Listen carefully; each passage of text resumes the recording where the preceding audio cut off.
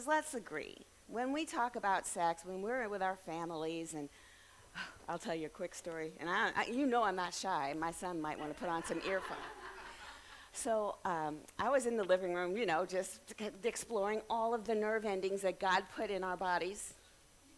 Just say nerve endings, let's call them that, right? And my mom came in and she said, Charlene, take that to your room. Nobody needs to see all that. I was like, okay. And it was awesome because later I figured out that if she had said that in any other way, then I would have brought a lot of baggage with me that I don't happen to carry at the moment. Isn't that awesome? She didn't say it was wrong. Yeah, right? She didn't say it was wrong. She said it was all about the right time and the right place. And that's what I want to tell you, that's the basis of my discussion here today, is it's all about the right time and the right place. But, God did put our fingers and our hands and our arms and our eyes right where they should be, and we shouldn't stop ourselves from allowing ourselves to interact with the world, with all of our nerve endings, that with our eyes, you look with your eyes, you touch with your hands, your body has points, and they help us. Right? If you didn't feel pain, you would never pull your hand out of the fire. You might be like, oh, my hand's looking like that marshmallow we roasted last night. It's smelling kind of funny. You wouldn't pull it away. You got to be able to say, ouch, that hurts, stop it, and that's nice, keep going. And that's the source, that's the content that we're going to talk about today. So I do have some notes, so it's not just me riffing, but it's going to be me riffing as well. So why is it then that we think of pleasure as taboo? What happened?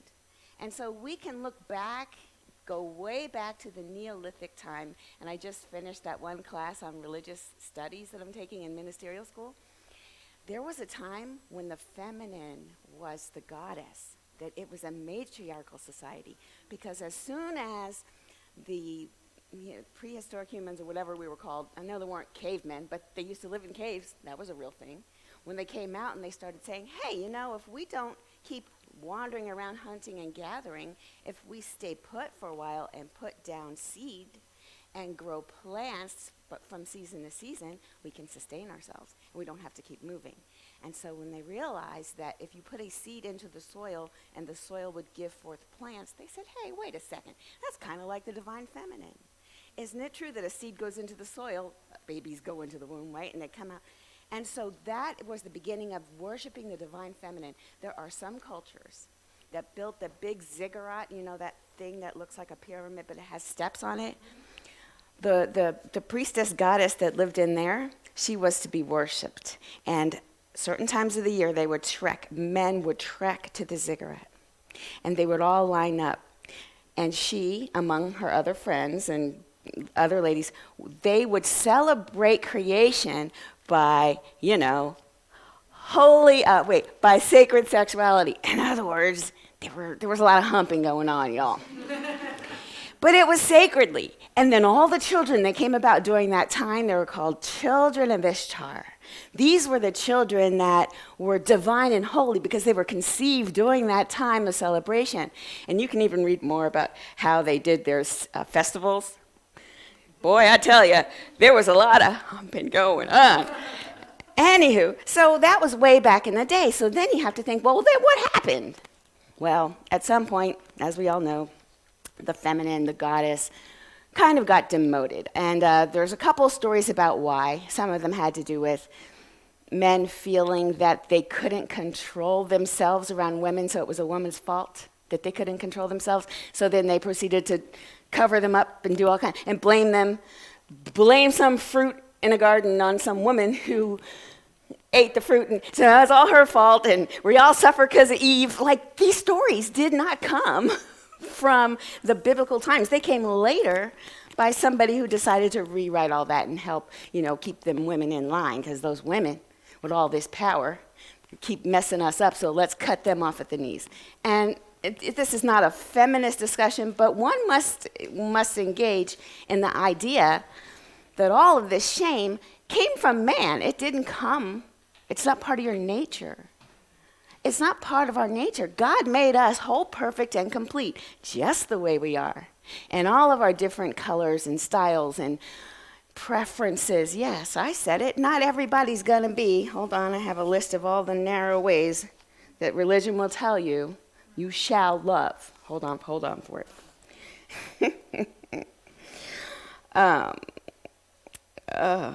So many words. Just a second. Oh my gosh. So many. They have an exact one, and it takes a big circle, and I want you to imagine that there's a circle of all humanity. And by the time I read you this list, this circle of all humanity is going to shrink till it's about that big. And this is what religion will have you think is an appropriate way to love. So, in fact, even though I can't find it, we all know what it is. Let's list them. In marriage, when a man loves a woman very much, you know your parents told you this, right? How do babies get here? Well, when a man loves a woman, think about those narrowing. What if you're non-binary? What if you don't identify as either one? All right, you've just been excluded in the circle, but let's keep going. And then they're married. All right, so if you didn't marry that person that you're laying down with, you're outside of the circle. Come on, keep bringing it in. So obviously heterosexual because man and woman. And then there's a lot of other little rules that they come up with. And it ends up here it is. All right. It's difficult to grow into a healthy sexual being when you are told by religious parents and or church leaders that God created sex to be something beautiful and pure, but it should only be enjoyed in marriage and only between a man and a woman, and that you have to be a virgin, preferably having no sexual activity, not even kissing, before marriage, no masturbation, terrible child, and definitely no homosexuality. They just shrunk. I don't know, if we all had to start with our hands up, we'd have to put them down at some point. And this room would be empty and we'd all slink away. What the heck is going on here? So shameful. So, it's just really, really destructive when we go into an establishment or just life without being overtly told this. The destructive emotion that'll come over you is guilt or shame, and or shame. And if the guilt makes people abstain from forbidden sexuality, no, it doesn't. It doesn't make you abstain. What it does do is make you feel bad after you did it, because there's a life force, there's an impulse, a divine impulse to create. To procreate, yes, but not to just procreate, because then all of us who've already passed that stage, we invited to leave the planet now because we can't procreate, so we can't therefore feel our sexual energy? We can still feel it. That doesn't mean that we have to procreate, but that's the life force that's pulsing through us. When we put a lid on it, it's like putting that little thing on the pressure cooker. Now, when I was coming up, I know pressure cookers don't do this anymore, probably not, but there was a heavy little lid that you placed on top of the pot, and it would start to wobble. And then stuff inside got really, really excited. I think it made noise, but I don't remember exactly. I do remember, though, that pressure cooker, the wobbling determined how much pressure had built up inside the pot. Pressure cooker, they don't do that now, do they? They're instant pots now. Is that what we're doing? I don't cook, so I can't tell you. I got nothing. So, that's what happens when we repress our sexuality. Stuff inside us starts to build. It starts to shake up. And you can kind of see it in some people, and you don't know what the frenetic energy is. But you're like, you might need to go take a run, is what you'll... And if they don't let it out, what'll happen is it turns you into yourself and you become depressed. And you start judging yourself. For what? For having the feelings God gave you? This is natural. And so there are negative messages. That's why people who have the feelings but have beliefs about the feelings will either avoid them as long as they can and then just... I have an analogy for you. Have you ever been on a diet? Right? Can't have cake. What do you think about every day? Cake. It's building up. It's building up. It's almost like the pressure cooker. Finally, you say, I have had enough of not having cake, and then you go and eat the whole cake. Now you're feeling bad. Not only do you feel physically ill, you also feel shame because you just couldn't control it. Well, cake in itself is not bad. It's not bad. It's not going to kill you. And in fact, keeping yourself from the cake is what built up all that energy around the cake and caused you to overindulge on the cake. What if one allowed oneself to just have a slice of cake every now and then? Right? Just have a slice of cake. Don't judge the cake. I mean, does the cake have to be consenting? Yeah, probably. You probably have to get cake consent. Oh, my. So you walk by your husband, he's in the kitchen. Is it all right if I touch you there? Yes. Is it all right if I put my fork in you? Yes. I'm silly. But it's like that in our society. It's like that as well. I was watching a commercial. They had a really beautiful young woman. She looked like she never had cake in her life, right? And then the next one was, you can eat pizza and order now and do all this. And then the next, it's like they want us to eat and indulge, but yet be skinny at the same time.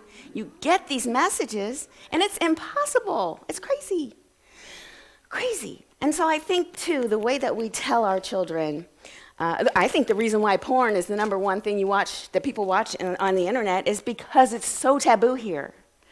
It's so taboo that's what everyone's thinking about. What am I not supposed to think about? Don't think about a pink elephant. Don't do it.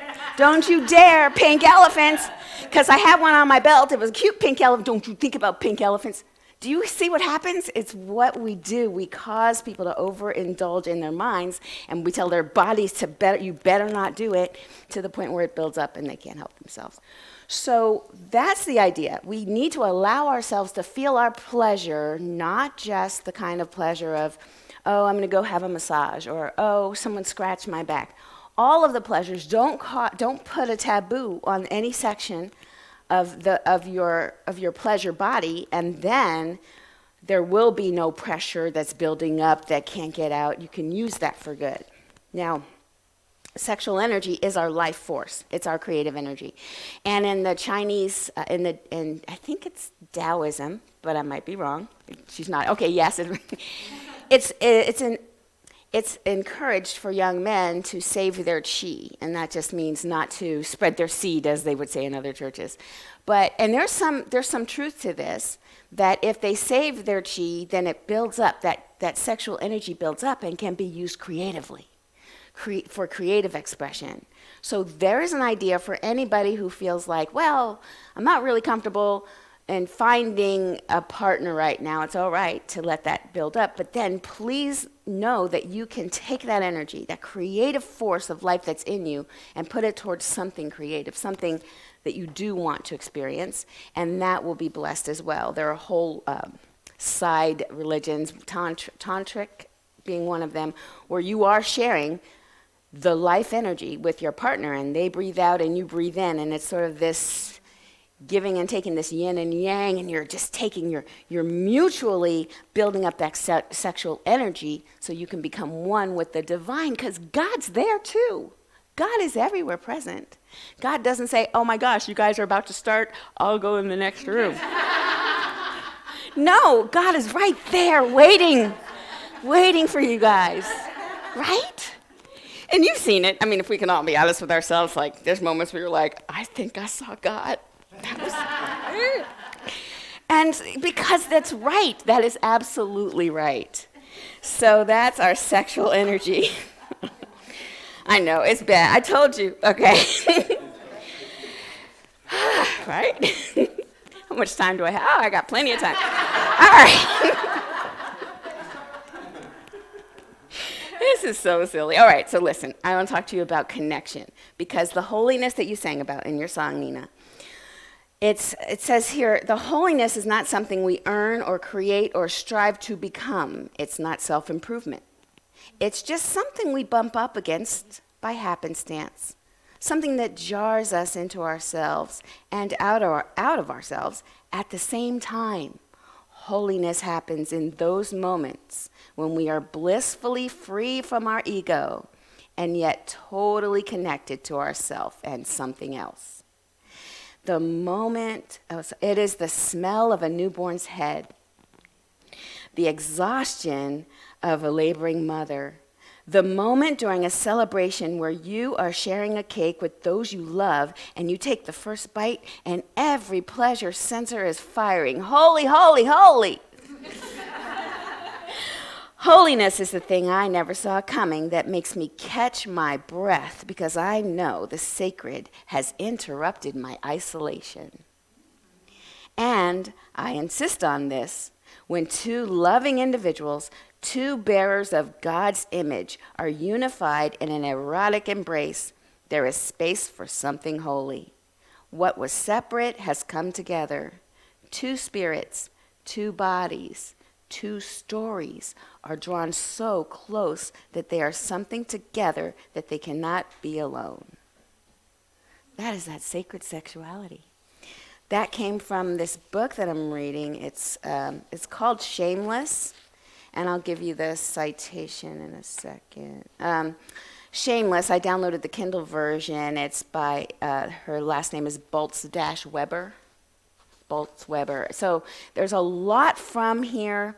It's a reverend who has a church, and she does a lot of ministering to her congregation around sexual issues.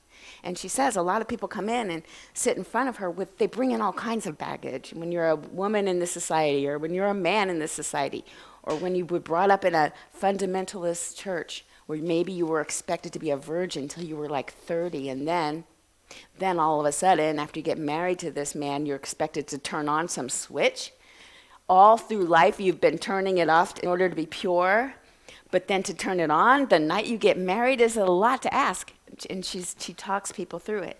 She talks about the difference between holy and pure.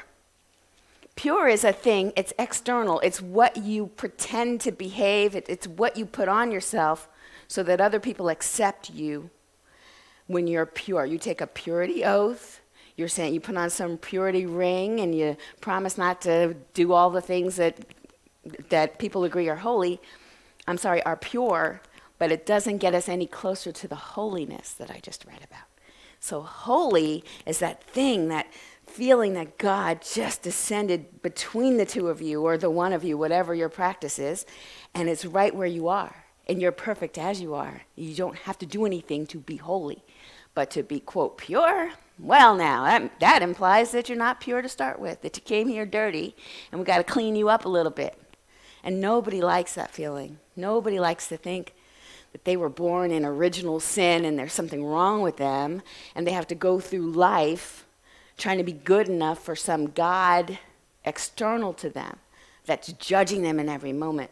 Like somebody said, like a creepy stalker. God's a creepy stalker who's looking at everything you're doing. That's not cool. That's not my God. So, in fact, here's a comment from this book on page 55. She says, I would argue that any theology that assumes God has placed humans, like rats, into a big lab experiment, giving us shocks for bad behavior and reward pellets for good behavior, well, that's bad theology. So is any theology that assumes, even though God created humanity in mind-blowing diversity, that God is pleased only with a certain type of human. Why would that even be true?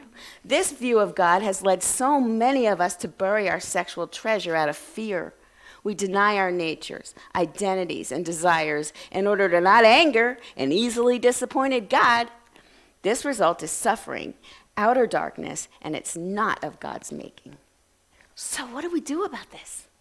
Right? What do we do? When we know the truth, I know you guys already know this. God's not sitting out there waiting for you to mess up so he can deliver that high-charge electric shock to you. So what do we do instead? Well, I call you, my call to action for you is to be more mindful in your everyday life, to seek that oneness with the divine in everything you do. I had an experiment today. I was driving in, and I decided not to turn on any music, just to ride with the sounds of the road or whatever. And I was thinking about God, and when I thought the word God, for some reason, I was thinking God. When I'm not careful, my God is still out there somewhere, if I'm not careful. And so then I said, that's interesting, Shar. Try to do the thing where it's here. And so then I connected to my higher self, and I reminded myself, okay, so whenever you forget and you start thinking God's out there, just remember to do the breathing thing, and God's right here. And how many years have I been in this teaching? I know intellectually that God's not out there. But I find myself dropping back into old habits, old patterns, and if that's you too, becoming mindful in that moment. Just with every in and out breath, knowing that right where you are, that's the power of God. It's not out. It's not anywhere. And then what happened for me, the road, it became weird. I became part of everything like I do in meditation, but I'm driving. So I was like, all right, cool, let's keep it together. But you will become one. Your mindfulness will take you right back to where you really are, who you really are, right where you are. That's my first call of action to you. Just become really, really present, really, really mindful this coming week. I have one more, but it's on my notes. One moment. So we're going to do pleasure as everyday practice. So your pleasure, not limiting it to one kind of pleasure. Pleasure in walking outside and feeling the sun on your eyes, just looking at that tiny baby, picking them up. Cake! Have a slice. Please have a slice. For God's sakes, have a slice of cake. Okay, so next time you're with somebody who seems a little riled, tell them, for God's sakes, have a slice of cake. All right. And we'll know what you're talking about, but they won't know. Okay. You need a Snickers. There it is. You need a Snickers. Okay, so through activities like delicious meals, deep conversations with friends, all right, taking a walk in nature, engaging in consensual and joyful sexual activity with a partner or yourself. That's why they call it a selfie stick. So... All right, just saying. All right, or anything else that makes us...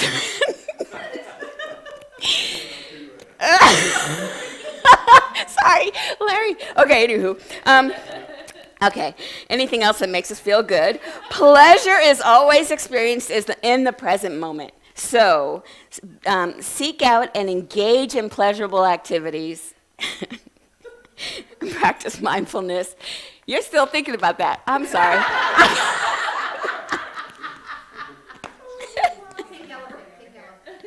Yeah, pink elephant. Cake. So now, if you just take a minute, though, I want us all to go in for a second. I want you to look for the place in you where you've been shying away from feeling pleasure. Just take a second. Let's all close our eyes.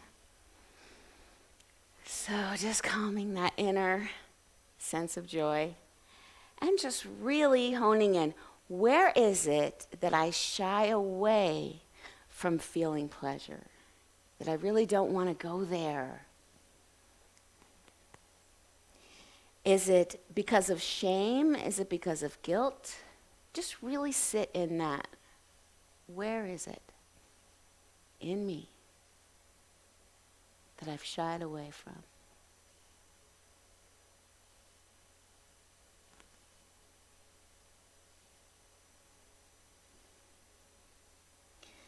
If you find any sort of guilt or shame there, I need you to ask it a question. Does it still serve me?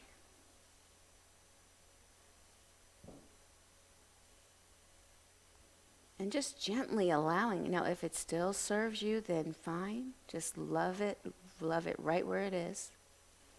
If you feel it's keeping you safe, then we accept that and acknowledge that.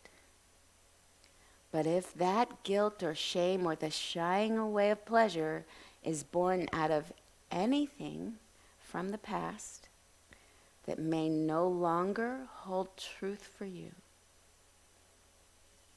what we need to do is say thank you for serving me up until now. I do release you now. You are no longer needed. I release you in love. Letting the guilt or shame, letting it go. We release the need to feel guilty for having pleasure in our lives. We release the need to feel guilty for searching for pleasure in our lives. We deserve it. It's okay to look for it. It's okay to be open to it.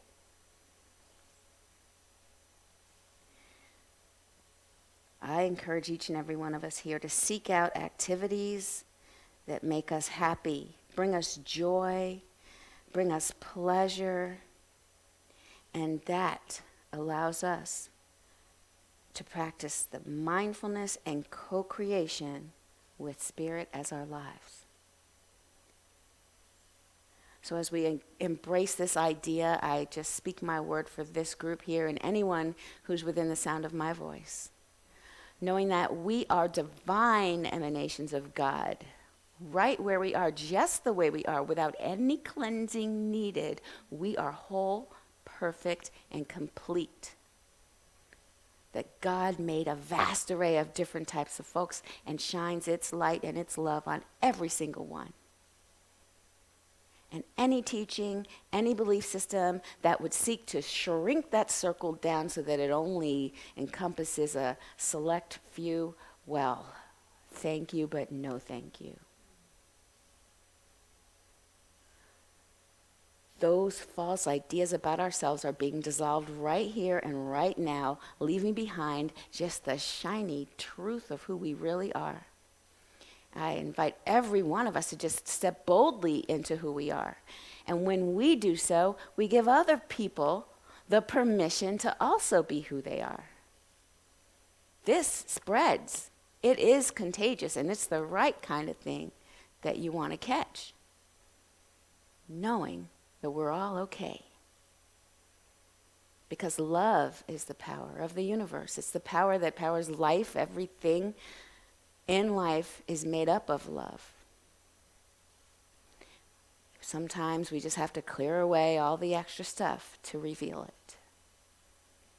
And so as I speak my word for each and every one of us, I also extend this circle of love out to this entire city of Leesburg, or wherever we came from today, knowing that our homes are also bursting with the possibilities of love, pleasure, fondness for one another, knowing that that love cascades out to the entire planet.